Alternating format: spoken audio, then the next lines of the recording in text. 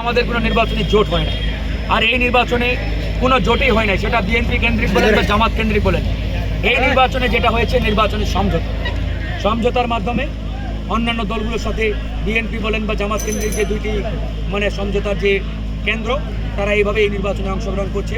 বিএনপির সাথে আমাদের সমঝোতাটা হয়েছে যে আমাদের সভাপতি এবং সাধারণ সম্পাদক এই দুটি আসন, যেমন আমাদের দলের সভাপতি জনাব নুরুল হক নূর পটুয়াখালী ৩, সে নিজেও কিন্তু ধানের শীষে নির্বাচন করছে না, ট্রাক মার্কার। আমরা 94টা প্রার্থী দিয়েছি, আমাদের 94টা ট্রাক মার্কার ক্যান্ডিডেট আছে। সুতরাং বিএনপির সাথে আমাদের জোট হয় নাই, নির্বাচনী সমঝোতা হয়েছে দুটি আসনে। বাকিগুলোতে আমাদের ট্রাক মার্কার প্রার্থী রয়েছে 94টি আসনে, 196টি আসনে আমরা প্রার্থী দিই। ওই আসনগুলোতে অন্যান্য দলগুলোকে সহযোগিতা করছে। সেই সুবাদে ঠাকুরগাঁও 2 আসনে উন্মুক্ত আসনেটি, এখানে ধানের শীষ আছে, ট্রাক মার্কাও আছে। জনগণ যাকে ভোট দিবে সে নির্বাচিত হবে, এটা বিএনপি গণ অধিকার আলোচনা করে সিদ্ধান্ত নেওয়া হয়েছে। ঠাকুরগাঁও 2 আসনের অন্তর্ভুক্ত চেকপোস্টে একটি স্থলবন্দর হবে, যাতে করে আমরা আমাদের আন্তর্জাতিক যে বাণিজ্য, এই বাণিজ্যটা ভালোভাবে করতে পারি, আমার কৃষক ভাইরা তাদের ফসলের ন্যায্য মূল্যটা পায়।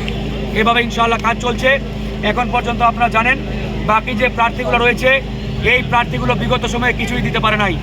আমি ফারুক হাসান এমপি হওয়ার আগেই 200-রও অধিক মসজিদ, মন্দির, মাদ্রাসায় 4 লাখ, 5 লাখ, 7 লাখ টাকা করে বরাদ্দ নিয়ে আসছি।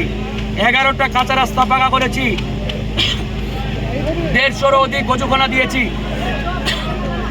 1600 টিউবওয়েল বরাদ্দ দিয়েছি। তো ইনশাআল্লাহ আমার এই এলাকার মানুষের মধ্যে একটি গণজাগরণ ঘটেছে। মানুষ দেখতে পাচ্ছে যে এই তরুণ নেতা হওয়ার আগেই কোটি কোটি টাকার বরাদ্দ নিয়ে আসছে।